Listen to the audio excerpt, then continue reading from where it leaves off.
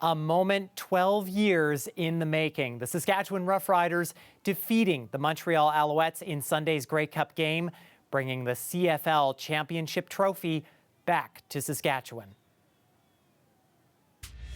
This is CBC Saskatchewan News.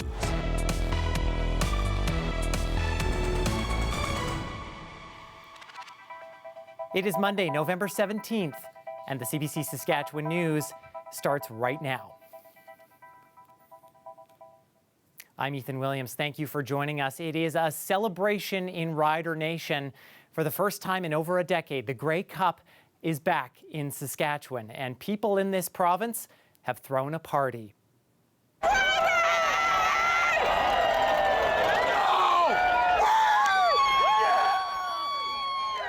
This was the scene on Albert Street at Victoria Avenue in Regina after Sunday's win, as people packed the intersections with flags and rider gear. Cars lined Albert Street all the way past the Legislative Building, and it came after a thrilling game down to the final play. Dan Plaster has more from Winnipeg.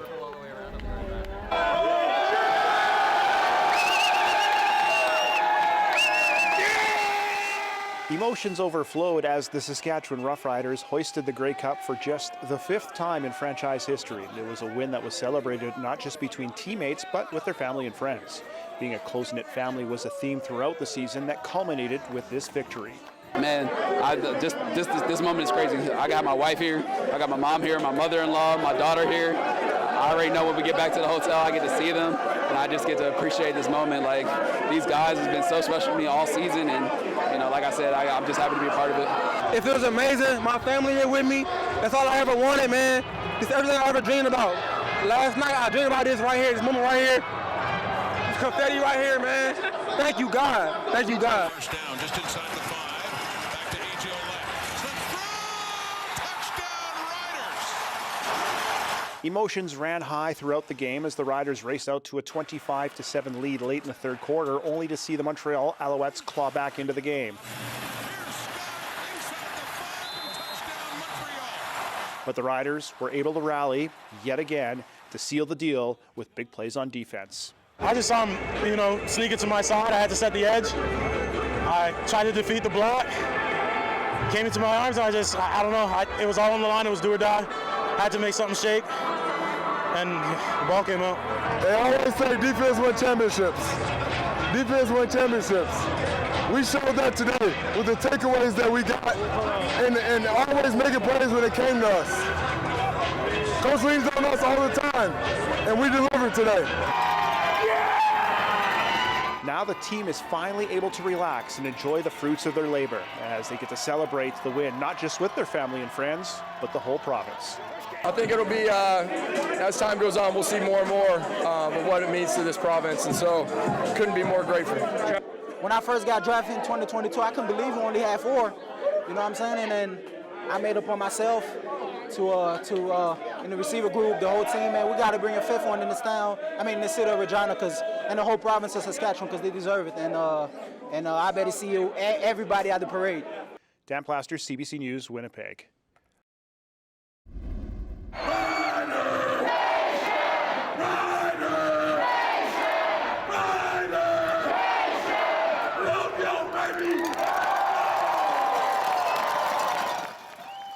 And the Riders arrived home in Regina Monday to a hero's welcome. The team arrived by plane from Winnipeg to an ecstatic crowd gathered outside Mosaic Stadium, where they were able to get a first look at the Grey Cup and celebrate with the team. I'm just top of the world. Everything's right in the world when the Grey Cup is green. It's been so long. It's been 12 years since we won the last Grey Cup. And as you can tell from my voice, it's a little scratchy from last night, but it's just, it brings everybody together, brings Rider Nation together. And this is not the fans' only opportunity to see the Grey Cup. The team is also hosting a parade Tuesday afternoon, and the team will also be clearing out their locker rooms for the final time this season on Wednesday. And Sunday's Grey Cup wasn't the only big football match of the weekend. The University of Saskatchewan Huskies won the Mitchell Bowl on Saturday in Saskatoon and are heading to the Vanier Cup. But as Jeremy Warren reports, the Huskies were playing for more than a spot in the national championship. The University of Saskatchewan Huskies are all smiles, defeating the Queen's University Gales 22-11 in Saturday's Mitchell Bowl and punching their ticket to the Vanier Cup. They've been here before, but this time is different. They're playing for veteran quarterback Anton Amendrud, who was recently diagnosed with lymphoma. The 23-year-old was the leading passer in Canada West this season before stepping away after Week 5. Amendrud started treatment just as his team was preparing for the Mitchell Bowl. Yeah, it's been a heavy week, no doubt about it. I mean, that was the hardest team meeting I've ever had to give, but man, what a week to be together and to be able to do what we love, do it for a guy we love, and just be together, and that's really what this team's about. The Huskies dominated the first half with 2 touchdowns. A Gales touchdown in the third cut the Huskies' lead to 16-8. But the Queen's offense sputtered and the Huskies cruised to victory. Huskies receiver Daniel Kubongo ran 85 yards on a punt return for a touchdown and was named Offensive Player of the Game. He says the entire team was playing for Amendrud. I was able to speak to Anton yesterday, and he told me to get him a big one. And as soon as before I even crossed the goal line, I knew what I was going to throw up.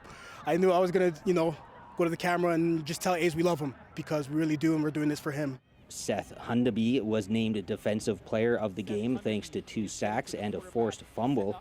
He says there's a lot of love in the close-knit locker room. Playing football here has been the most amazing, and that's something we talk about every week. It's like, how long do we want to stick together? And we got one more weekend. I feel like that really shows how much that this group really enjoys each other. I'm so excited to keep wearing this jersey for as long as I can, and I got one more use of it. The Huskies last won the Vanier Cup in 1998. This time around, they'll face the Montreal Carabins Saturday at Mosaic Stadium. Jeremy Warren, CBC News, Saskatoon. And CBC has you covered if you want to watch Saturday's Vanier Cup. Coverage begins at 1 p.m. our time. You can watch on CBC television or stream the game on the CBC Sports YouTube channel. And there is other news on this Tuesday. The province has signed its first contracts with nurse practitioners to expand primary care in Saskatchewan. The health minister says 19 new contracts will help patients get medical care sooner and closer to their homes. Nurse practitioners can perform many tasks similar to family doctors, such as diagnosing and treating illnesses and prescribing medication. They can also refer patients to specialists. The province says each contract will cost the province at least $230,000. The contracts are also part of a strategy to give everyone access to a primary health care provider by the end of 2028. The official opposition is continuing its attack on the provincial government's response to this year's wildfire season.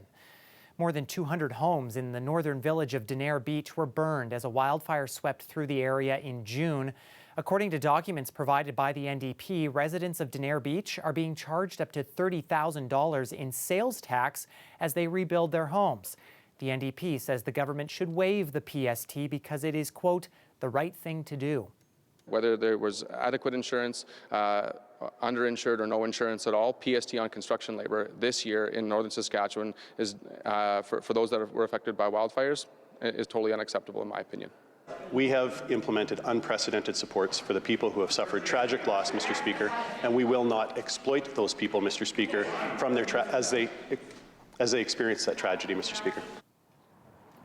A statement issued by the provincial government after question period made it clear it will not endorse waiving the PST, saying it's a tool that helps the province fund the supports already being provided.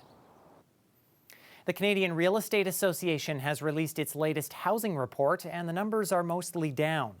CREA says home sales in October fell 4.3% compared to the same month a year earlier. Housing prices were down too. The average cost of a home in Canada slipped 1.1% from October 2024 to just over $690,000.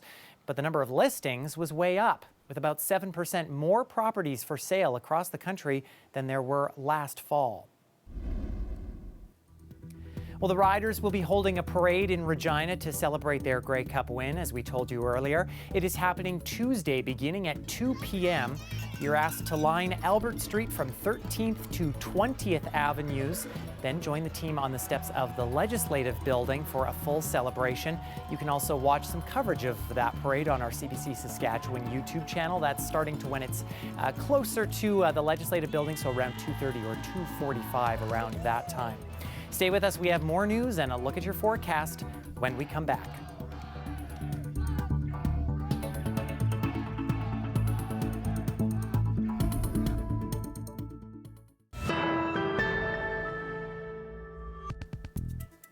The fate of an accused killer is now in the hands of a Saskatoon judge.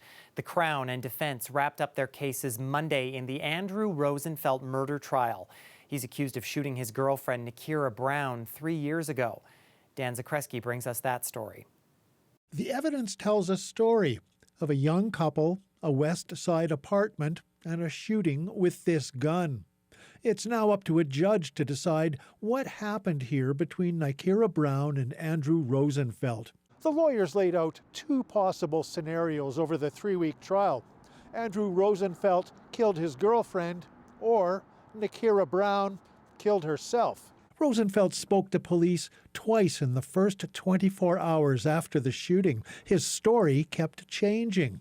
First, he told them Brown died during a home invasion. So right now you're thinking it's possible that you just imagined that there actually wasn't two people that came in? Is that what you're telling me?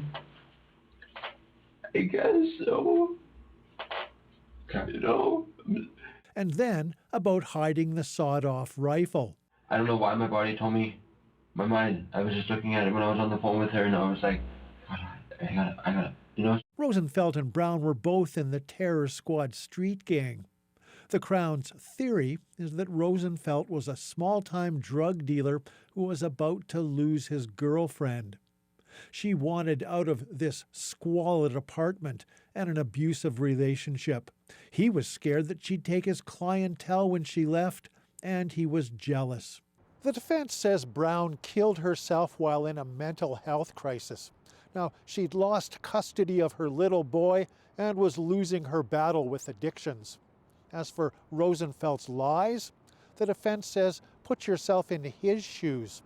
A 25-year-old First Nations man under house arrest in an apartment with ammunition, cocaine, meth, a sawed-off rifle, and his girlfriend dead on the floor. Now, Andrew Rosenfeld is guilty of panicking and stupidity, but he's not guilty of murder. We won't know Rosenfeld's fate for several weeks. That's because Justice Heather McMillan Brown has reserved her decision, likely until the new year. Dan Zakreski, CBC News, Saskatoon. A Southie family is trying to rebuild after a fire destroyed their home earlier this month. They escaped, but most of their belongings were destroyed. But they say the community has helped them start again. Jeffrey Tram has that story. You can see the flames coming up the front window, so it broke through the floor, and then the ceiling started to fall in. So then you just kind of knew it was gone, and there was really just nothing to do but watch it burn. That's how Elaine Jurok remembers the moment her family home of 27 years burned on November 8th. Jurok was clearing dishes after supper when her smoke alarm went off. She went downstairs to find her furnace in flames. Jurok rushed her husband and daughter outside to safety, but almost everything inside the house was lost. It's not the first time the family had faced challenges. Her husband, Ron, is recovering from a stroke he suffered almost 3 years ago. But with every challenge comes another opportunity to bond as a family. We've always been super close, and we've always been pretty strong and lean on each other a lot. And we're fortunate that we are so close in times like this. But the community has rallied, providing food and clothing. A GoFundMe has also raised thousands. One of the biggest gestures came from a woman who offered up her empty house. That was just a no-brainer. We never thought of it at first, but when we got that message, it was just a no-brainer from there. Davis and her husband had moved out a year ago. They planned to sell it, but now it has a renewed purpose. Jarak says she's grateful to the community for all the support her family has received. Our lives were turned upside down less than a week ago, and you've given us a new start. In the midst of all the loss, she's focusing on the kindness from the people in the town she's lived in for many years. Jeffrey Tram, CBC News, Southie.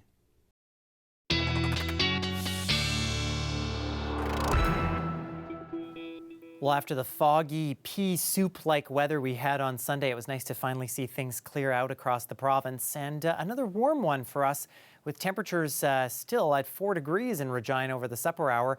And that wasn't the warmest temperature in the province. As we take a look at our daytime highs across the, well, at least south and central Saskatchewan, we're seeing those jump up to near 10 degrees in the southwest, even almost 15 in Maple Creek. A reminder that this time of year you should be closer to or even a little bit below freezing, and that's the case with much of the southern half of the province, but not a minus temperature to be seen on there. Although we have seen a little bit of some showers and snow activity at times. Again, for southern Saskatchewan, it's been so warm that it's just been mostly rain that we've been seeing moving through Monday, with a little bit of some snow moving through northern Saskatchewan, particularly in that northwest corners where we're seeing some pretty heavy snow.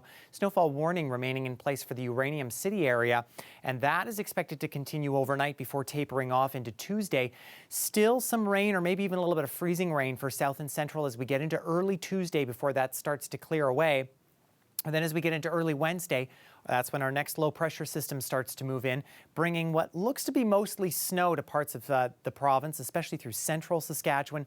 High pressure clears things out for Thursday, though, before another system is going to start to move in as we get closer to the weekend. So for the north, I think maybe another 5 centimeters or so for those far northern locations under the warning. For south and central, as this next system starts to roll through, again, maybe a little bit of wet snow here, so this may not reflect what's actually going to stick to the ground, and possibly some rain mixed in there. But again, a few centimeters possible, again, through central sections, including Saskatoon. Fog possible again over these next couple of nights as we continue to see these systems moving in sort of here and there. Near zero visibility is possible at times, even as we get into early Wednesday in some spots as well. But for the forecast for Regina, we're talking about a pretty nice day for the Grey Cup Parade on Tuesday before we see that next system roll through. It looks like maybe a rain-snow mix for us at this point. Temperature's going to stay above freezing, though, as we get closer to the weekend, and the sunshine comes back as well.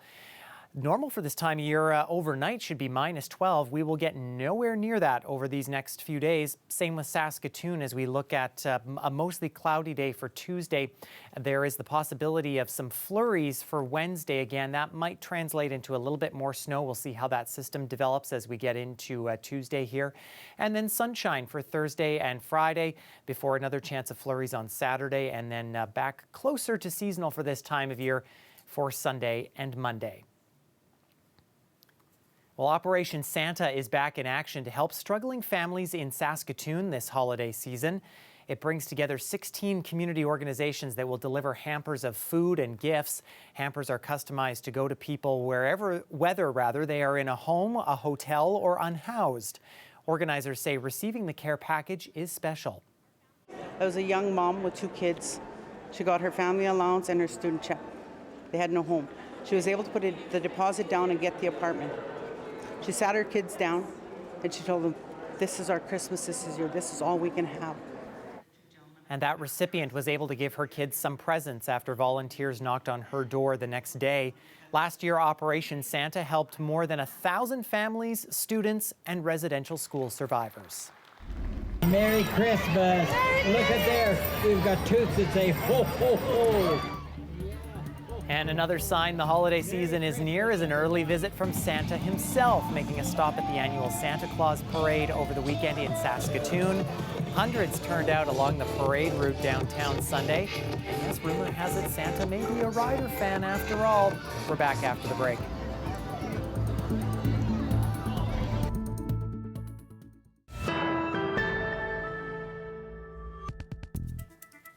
MPs have voted to pass Prime Minister Mark Carney's federal budget.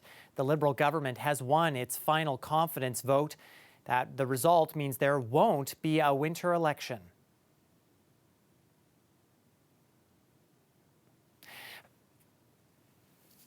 The budget, billions of dollars in new spending to help the economy hit hard by U.S. tariffs, along with cuts to the public service that Ottawa said would lead to billions in savings.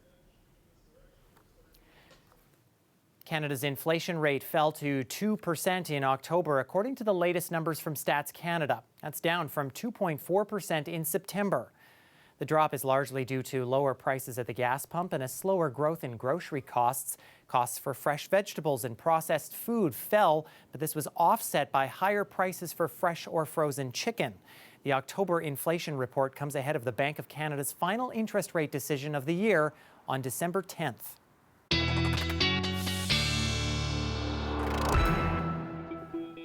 As we look at our overnight forecast, we will not be dropping very much temperature-wise, especially through south and central Saskatchewan. Again, that rain that's been falling through the evening in parts of this part of the province expected to move eastward. So a lot of us catching a chance of showers as we go overnight here. But again, maybe a little bit of that changing over to snow at times. But I think by and large, we're just going to be seeing some rain. It is snow, though, definitely in the north as we see temperatures down around -10 up near the northern border.